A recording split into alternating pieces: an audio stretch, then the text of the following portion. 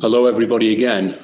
For me, it feels like an awful lot's happened since we last communicated. I imagine for all of you, it feels exactly the same. Of course, it was only the back end of last week when we had the last team brief.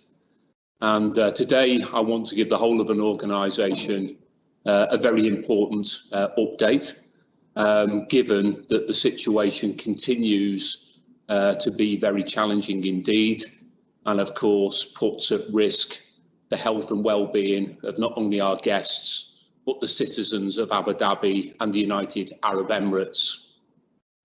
The wisdom of the leadership has concluded that we ought to now move to the next stage, which is to close down flights in and out of the United Arab Emirates, and as a consequence we will stop flying the Etihad fleet from Wednesday of this week. So at the end of Wednesday, our fleet will be grounded.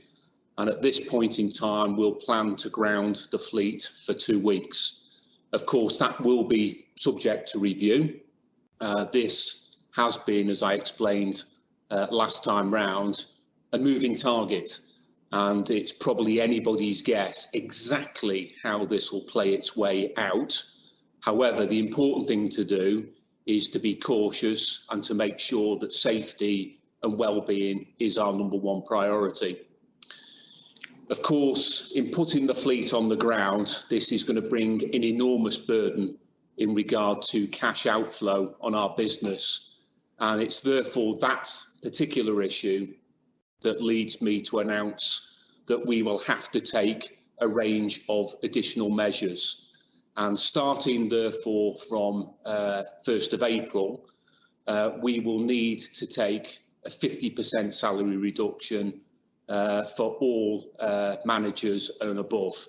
So the management grades and above, M1 and above, a 50% salary reduction during the month of April, and for M1 and below, a 25% salary reduction for the month of April.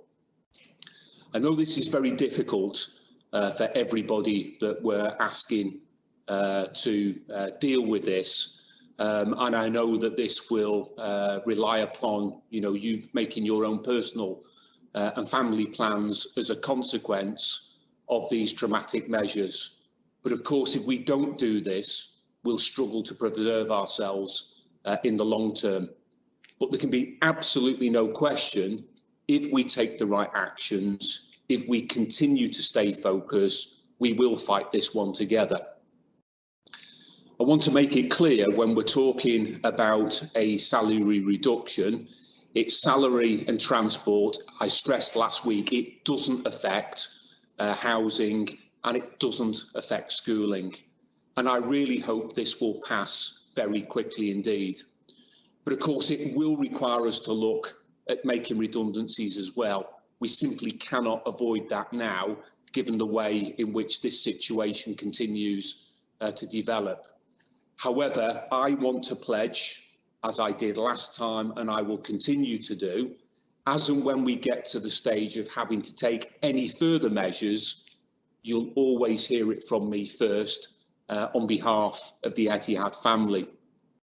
So whilst I know this is possibly an alarming message today, I really want to try as best as I can